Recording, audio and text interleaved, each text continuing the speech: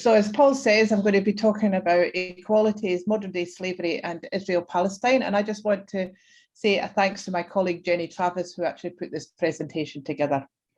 Quite a lot to get through, so apologies if I speak too fast. The Equalities Committee presented two papers on the day. The first reported on their ongoing work towards promoting inclusion and equality within the URC.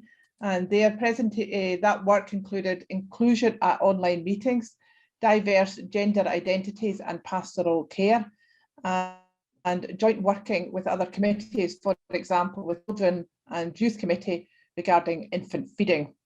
Their second paper was on the URC's commitment to becoming an anti-racist church and our need for affirmative action.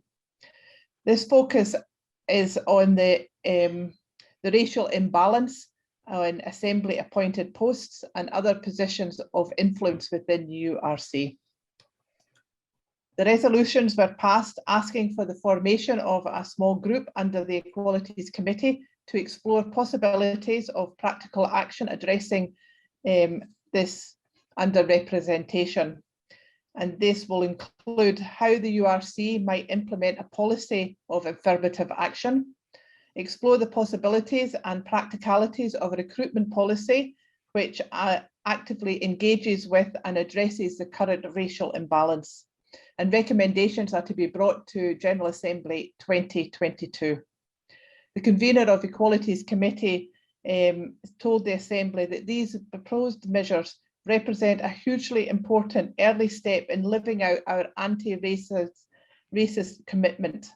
It tells those who have been hurting for so long that their pain has been seen and that we are serious about seeking to engender change. The moderator of the West Midlands Synod delivered an impassioned speech to the General Assembly on modern day slavery. He told the Assembly it is estimated that there are more people in modern day slavery than the total sold through the transatlantic slave trade. It is not something that only happens out there. It is present in almost every UK community. From car washes to nail bars, domestic servitude to organ harvesting, it is a reality across our society, including white British, the migrant community, and shockingly, 1 in 4 people suffering are children. It could be happening in plain sight for any one of us. 2 resolutions were passed. The first asked for a proposed policy for church house and assembly business.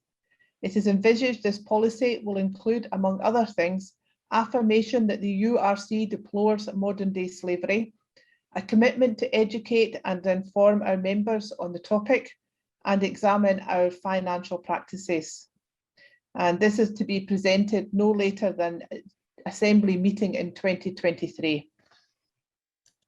The second resolution tasked the Safeguarding Advisory Committee to draft clear guidance that will help churches and individuals identify those who are subject to abuse, as well as how to help them. The General Assembly responded a plea to stand resolutely in solidarity with the Palestinian people, expressed our deep concern about the growth of illegal Israeli settlements in the occupied Palestinian territories and the enforced house demolitions. It urged for international law to be upheld and pledged to use our influence and our resources in pursuit of justice and peace in a land we call holy. The resolutions passed included a request for local churches and members to contact their MP to express concerns about the actions of the Israeli government regarding settlement expansion and house demolitions, and to ask what the UK is doing in response. An appeal to refrain from purchasing products produced in the Israeli settlements of the occupied Palestinian territories, including resources to help people achieve this. Asking people to support Palestinian products available in the UK, such as olive oil and olive wood carvings. The United Reformed Church gave its public commitment to investment policies which screen out international companies that benefit from the Israeli occupation of the Palestinian territories. The Reverend Dr. Muther Isaac, pastor of the Evangelical Lutheran Churches, or the Lutheran Church in Bethlehem, responded to General Assembly's actions with these words: "The URC's resolutions are a source of encouragement, a reminder that we are not forgotten. Your message to us is this: we have heard you, we care, and this gives us hope." So in closing, what can you take away from this presentation?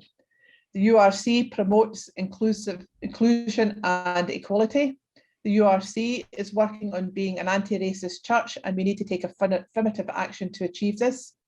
Modern day slavery is happening in our communities, and the URC are looking at ways to help us recognise and support victims. And the URC stands in solidarity with the Palestinian people and encourages you to write to your MP, boycott products made in the Israeli settlements of the occupied Palestinian territories, and support Palestinian products available within the UK. Thanks very much. So I'm going to give a report on Communications Committee first. I'm just going to share my screen with you.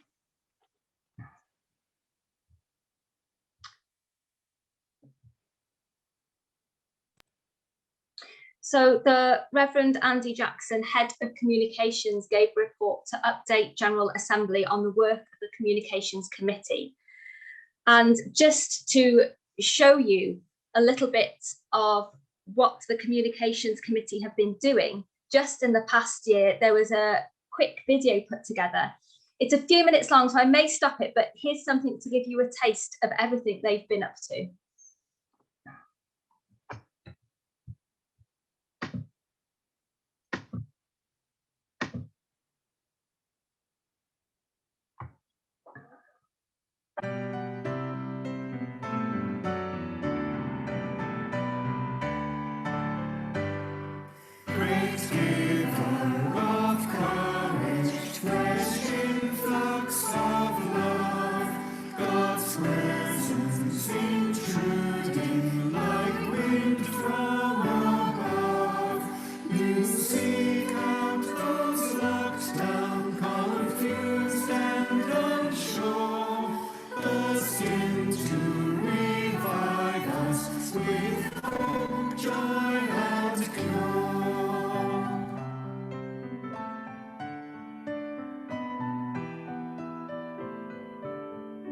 Uncertain disciples, once Jesus had gone, were prayerful yet fearful, each lost and alone. Yet through their heart windows kept open by prayer, you burst in upon them with life-bringing fare.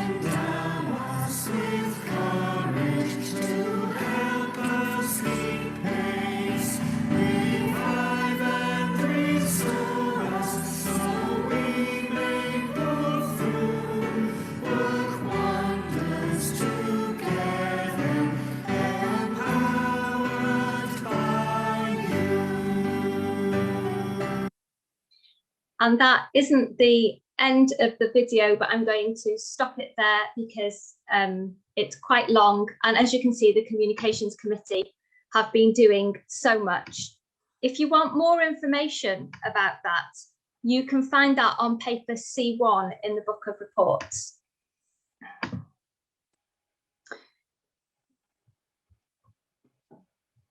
So you can imagine gratitude was expressed for all the communications team has done, and recognition given to all that they are doing in a fast-paced and changing world of social media. We then moved on to a report on paper C2, again from the Communications Committee. And the General Assembly was called upon to agree upon best practice for all who produced and managed websites and social media channels for the life and work of the URC, an increasingly important thing to recognise. So the new digital charter and updated social media guidelines are both to be found in paper C2, the Book of Reports, pages 59 to 61. They are short, they're precise, they're accessible guidelines to encourage everyone engaging with the URC digitally on all channels and at all levels to do so in a way which creates a positive, safe, respectful and dignified place for conversation to happen, which reflects the values of the URC and reminds us that in all our communication, online or in the old-fashioned way, we should be representatives of Christ. To sum up, but not to replace you finding and reading this important document and circulating it within your churches, we're encouraged to be safe, be respectful, be kind, be honest, be considerate, be welcoming, take responsibility, credit others and follow the rules. And remember, at all times, safeguarding applies. When used well, it was recognised that social media is an effective tool in communicating the gospel.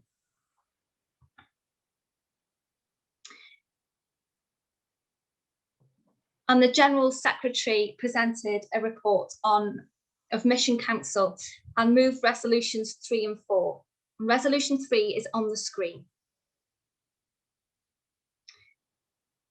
The express aim is to create a ministerial post for someone to specialise in digital ministry, with the aim of making the daily devotions and the daily devotion Sunday services a permanent feature in the life of the URC, and to explore ways of extending worship and discipleship development digitally.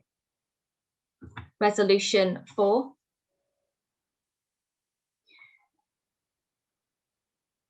Both these resolutions were passed. But while discussing these resolutions, a concern was raised about the ongoing funding and ministry provision for Church Spacious, which is a digital expression of church. If you don't know about it, put it in a search engine, it will pop up. So urgent action was then taken to seek ways to secure the future of Church Spacious before the current funding ends. An amendment was proposed. And General Assembly also directs the General Secretariat to explore the creation of a role within the United Reformed Church that most effectively embraces the development of hybrid church, the incorporation of online congregations into our church structure, and maximising the opportunities afforded by virtual forms of church for mission, outreach, evangelism, and the development of discipleship. And this amendment was also carried. Thank you. Yeah, I'm happy to present this report. I found it thought-provoking and a valuable thing, I think, for churches to orientate themselves in these times.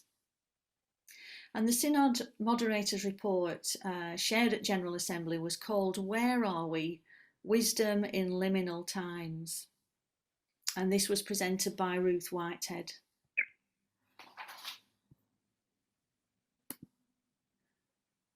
So before we can start looking forward, the first thing we need to do is to recognise where we are now. And the facts are that we are in decline. Like most other denominations, the URC has declining numbers and our structures are creaking. We're also in pandemic. We're still feeling the impacts of the global pandemic, which has left many of us hurt and weary. So it's true that, like the words of the funeral say, that in the midst of life we are in death.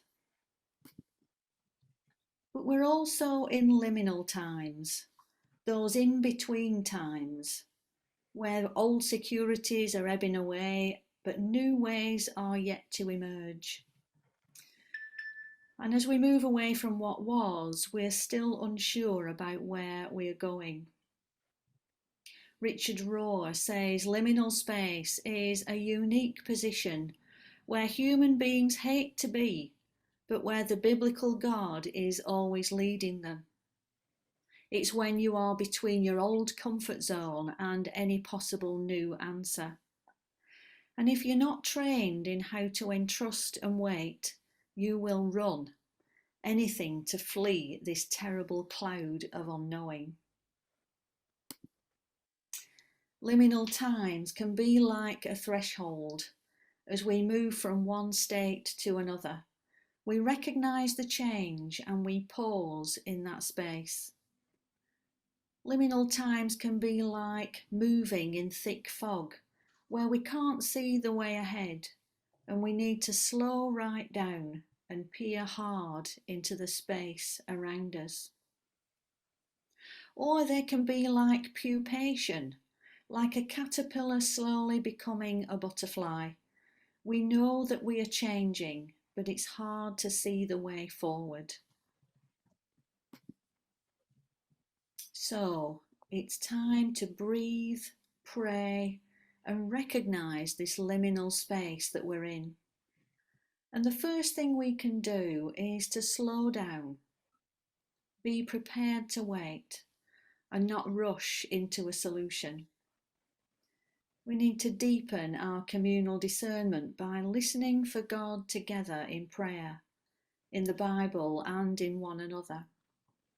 We need to tell our story, to remind ourselves who we were, who we are, and what our deepest guiding values are. And then to clarify our purpose by asking who God wants God's church to be, now and next, as an expression of God's love for the world. And our hope is to see a way forward emerging, to look for green shoots of new life and new ways in God emerging from the chaos. In the written report, there are examples of people engaging in each of these phases. Our greatest need in these liminal times is to trust God for wisdom, because the eternal God is our dwelling place, and underneath are the everlasting arms. The moderators offer some questions for local churches to explore our own responses to these liminal times. And underneath each of these headings, there are one or two questions. When we're prepared to wait, if liminal spaces are places where we have left what we know and haven't arrived at something new, who or what does God give us to rely on in these times? As we're deepening our communal discernment, what do you think God is saying to you in these liminal times? How can you share those things with others to discern what God is saying to your church? As we shape our institutional memory, were there particular scripture readings that kept you going in the last 18 months? And if so, can you say what it was about them that strengthened you? Clarifying our purpose. Who missed us while our building was empty? Have we done new things which build God's kingdom? What is the essential work God has given this church? And then seeing the way forward emerge. As you move from what has been to what will be, what will you take with you and what will you leave behind? Are there new partnerships to which you are now being called? And those might be something that churches want to explore. For more information, let me stop sharing. For more information, have a look on the General Assembly reports, pages 24 to 29. Thank you. The discussion of pensions took a great deal of time and debate at General Assembly. And it's a very complex, of course, and technical series of issues that we obviously haven't got time to explore here. And I don't want to baffle you with lots of statistics and pound signs. But it is clear that there is a crisis in the URC pension arrangements that necessitates a fundamental change. And it's a fundamental change that affects our major resource, i.e. our ministers. And making that fundamental change in approach to ensure adequate pension provision going forward was agreed in principle at General Assembly, and I want to say a bit about it. Can we go to the next slide? It's obvious that the current pension schemes, and the URC operates two pension schemes, one for ministers and one for staff, lay staff at Church House and people in the RCLs and some people in synods, both on the same principles of defined benefits from a common fund. As with many other occupational pension schemes, both are now growing so expensive to operate that they seem to be non-sustainable. Basically, there are more funds going out than coming in. Essentially, more money is paid out. And what's coming in is 5% of the minister's stipend plus a sum from the employers, the URC, that in 2010 was 12.5% of stipend. This year it's 21.95%, and it's estimated by 2030 it will be over 40% of stipend that will have to be paid in pension to keep the fund in balance. And the balance is made up from funds from the URC, most directly often from Synod Trust. And you remember we do top up the pension fund every now and again. But this deficit is growing rapidly, to the extent that currently an extra between £1 million and £2 million a year is needed to sustain the fund.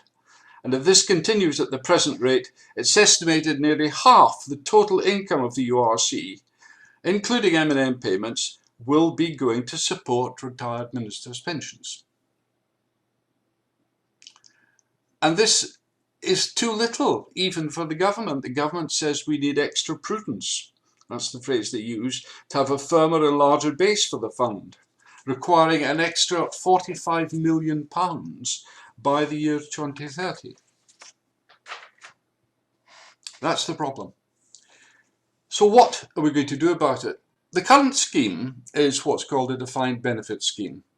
Money is paid to a central fund, traditional gold standard scheme of the kind of people are very familiar with, to which all members are paid well-defined benefits based on length of service, and therefore the amount paid by the minister and the URC.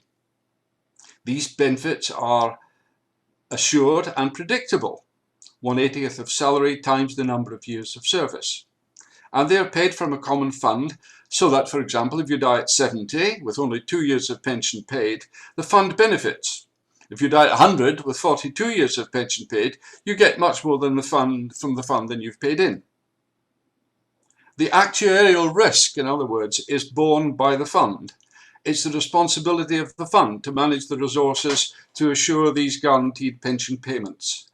In common with other similar occupational funds, the calculations of risks have not delivered what was expected or required. And so, in common with other major organisations, people are now looking at what's called a defined contribution scheme.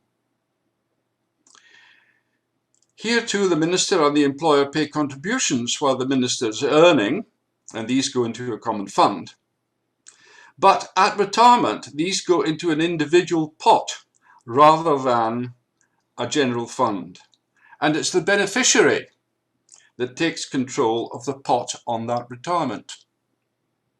And whatever remains in it will be inherited at death, unlike in the direct benefit fund. You know, if you die, it reverts to the fund.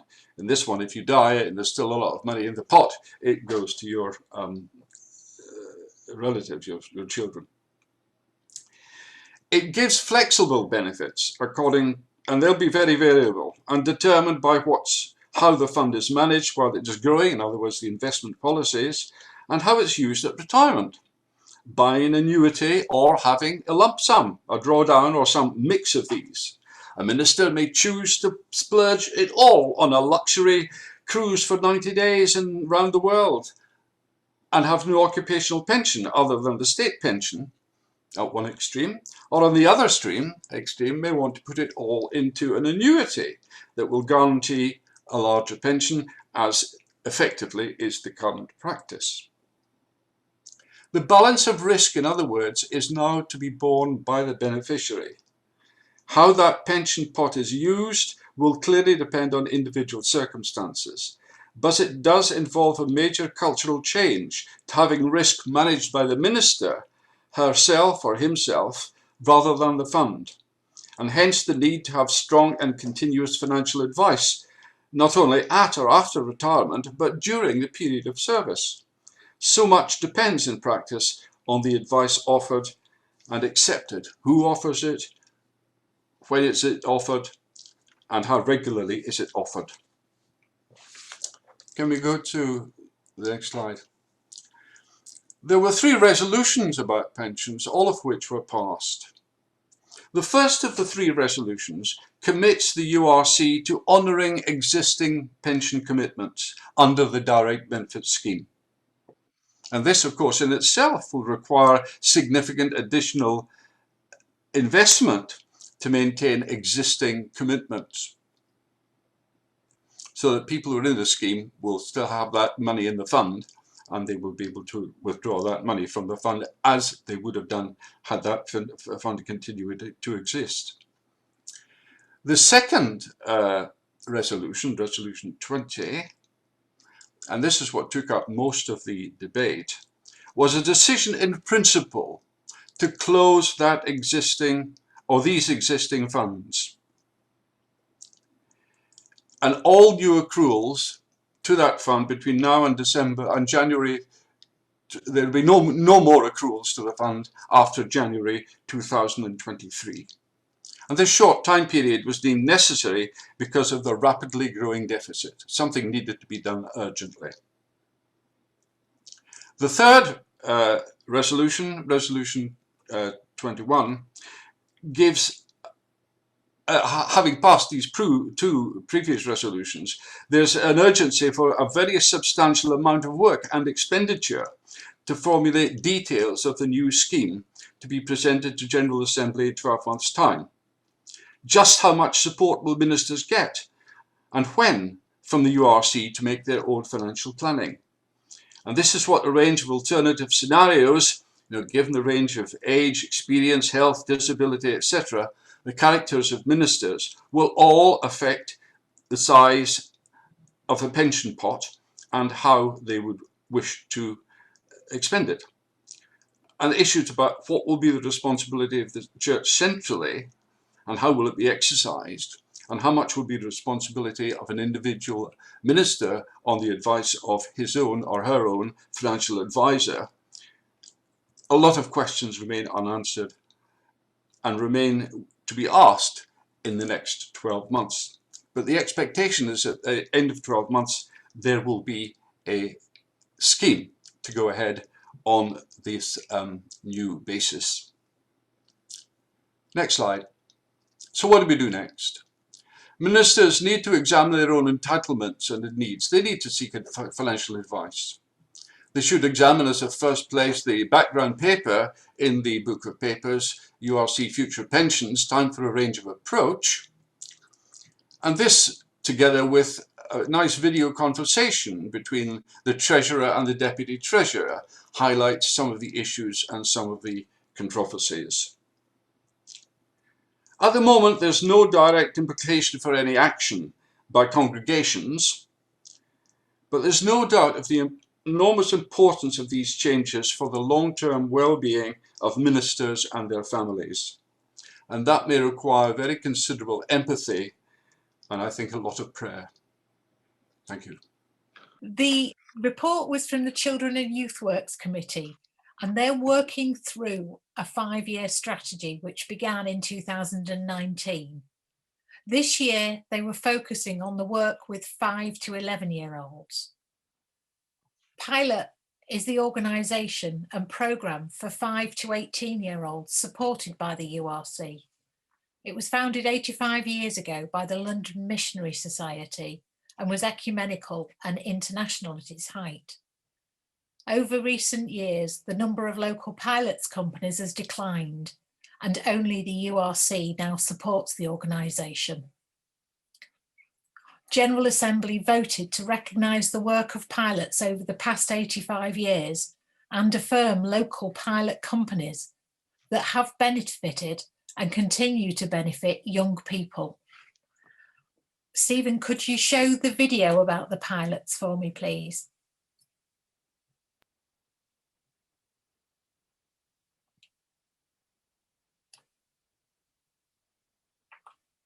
Here's what I enjoy about pilots. At pilots, I enjoy all the overseas voyages we do. Like last year we went to Taiwan. I love all the quest work there is to do, like my pet care, music, reader, prayer quests. And I love all the activities we do and all the people who lead them. Unfortunately, this year we've been able to continue our pilots on Zoom. I like going to pilots because I've made loads of new friends. We play badminton, football, lots of sports. We go to Clacton every year and lots of other places. I like pilots because we go on lots of fun trips. One time we went to a safari park and we went to this castle and lots of other things. One thing that I remember very well is when we made cupcakes with my family that came there as well. And we completely made the cupcakes wrong, but it still ended out okay. What I like about pilots is that they welcome me and we get to learn about different countries and talk about different things. I feel welcome to the church on Sundays. Everyone says hi to me. The pilot officers are very kind to me. And I like all the activities. I just love pilots. I like pilots because I get to meet new people and I get to learn different countries and I get to learn some signs that God and Christians use. I really like pilots because I made lots of friends and it's really fun because of all the games we play and we learn a lot about the world and the Bible's past, and I really think it should stay the way it is. I think pilots is a great place to make friends, and at church our family Sunday club, they make us feel welcome and like it's our home and good people to stay around. I like pilots because they make lots of friends and you learn new things. We have cake, definitely have cake. Cake is the best. Cake was very important to the young people.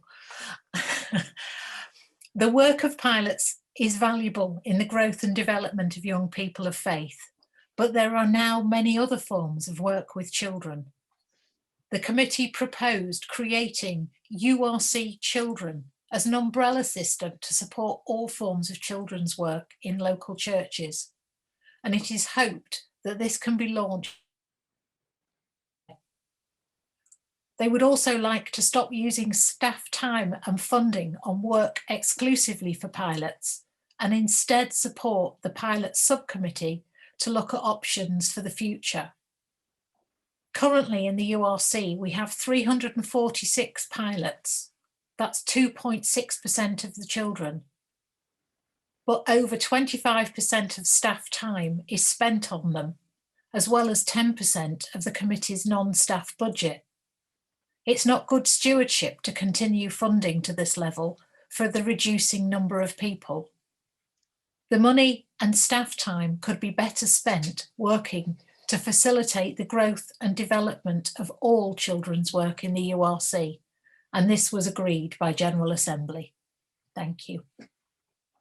Thank you, Paul. I am indeed going to mop up, which means I'm just going to talk about a number of different things that didn't necessarily fit in different presentations, which are important or certainly worth noting. And on all of these things, if you go to the URC website, go to the General Assembly pages, you can find all of the information, the resolutions, the reports there.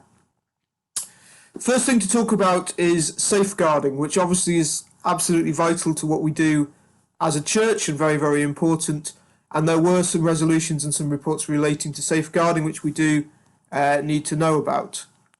This doesn't fundamentally change anything, but there are some updates. So some updates to the structure of the URC and clarification of the roles of different councils of the church. So it is the role of the church meeting to appoint a church safeguarding coordinator to adopt a policy, and the church meeting should receive at least annual reports from the safeguarding coordinator. And then it's the function of the elders to implement that policy. There is an update also to the list of roles that require a criminal records check and what type of check they require. So if you are involved in any of that, it's important that you have the up-to-date list so you make sure that the people who need to be are checked. Because of changes to how General Assembly itself works and what was Mission Council is being replaced with what will be called General Assembly Executive, the old Mission Council Safeguarding Group is replaced with a General Assembly Safeguarding Committee, which will do essentially the same role but will be slightly differently structured. And there's a new safeguarding policy statement, which again is important, and the kind of headline of that is it states we should do all that we can to create and maintain a safe and caring environment for all people. We should respond promptly and effectively to any form of abuse and neglect, which includes reporting abuse to statutory agencies as necessary, and that we as a church should seek to prevent abuse in any form occurring. So it is very important stuff. If you do want more information, it is all there on the website, but it just reminds us that safeguarding should be embedded in everything that we do. Moving on, we heard at the beginning about, Julie, as Julie says there, it clarifies who needs to do safeguarding training. So we need to make sure in our local churches that happens. We heard at the beginning of Synod about the 50th anniversary, which is coming up next year, and that's a time we can think about how we as local churches and as Synod can respond to that. One possibility is that there will be a service which will be streamed live, and you might want to think about whether you could perhaps stream that and show that in your local church. There are wider changes to General Assembly. Assembly is going to meet every year rather than every 2 years and have one moderator rather than two moderators. So that's a change, and as I said, Mission Council is becoming Assembly Executive. There's a new disciplinary policy for office holders. That's important that those of you who are office holders in the church are aware of this, that it exists. This applies to people who are not employed, but people such as elders, church secretary, lay preachers. So there is now a policy under which disciplinary action, if appropriate and necessary, could be taken against such people. It's one of those things which we hope, of course, in local churches will never be needed, but it is important that people are aware of it. The new elected moderator of General Assembly is the Reverend Fiona Bennett, who is minister at Augustine URC up in Edinburgh. So prayers for Fiona as she prepares to take on that very important and difficult role. And we mentioned it briefly earlier, but there are new social media guidelines for if you're representing the URC or engaging with URC activities online. And again, if you do that, particularly if you do any social media on behalf of your church, it's worth looking at those to make sure that you're doing things as you should and making sure that everything is as good as we can make it. And then just some overall thoughts. I think there's a lot going on in the URC. A lot of churches have found the last year, a lot of us have found it very, very difficult. But there are also opportunities and ways of doing things, and there's lots of things happening in the URC that we can be very, very proud of. We saw the community awards, and we learnt about churches doing all sorts of good things. Churches which are struggling but really trying to do their best and to engage in the community. It's obvious that digital worship is something that's really important. We heard about the new Minister for Digital Worship, but the discussion showed that there's really an appetite for the church more widely thinking about how we do digital worship, how it fits in with what we do already. And so that's, I think, a really important area that as a church we need to think about. It's important, though, that we look outside the church, and I certainly found it very inspiring that we did talk about things like modern-day slavery and the Israel-Palestine situation, justice issues outside of the church, which shows that we are not just concerned about our own internal structures and how we do things, but looking out into the world where we can try and engage and make a difference, not just in our local communities, but in different places. So there is a lot, I think, that we can be proud of, and there is an acceptance, though, that we do need to think about the church. There is a group that is meeting that will be looking at the actual structures of the URC, which hasn't yet met and done that work. But I think we need to accept that there are things that we need to change and do differently within the church, but we do need to make sure we are looking outside of the church as well. And that concludes the mopping.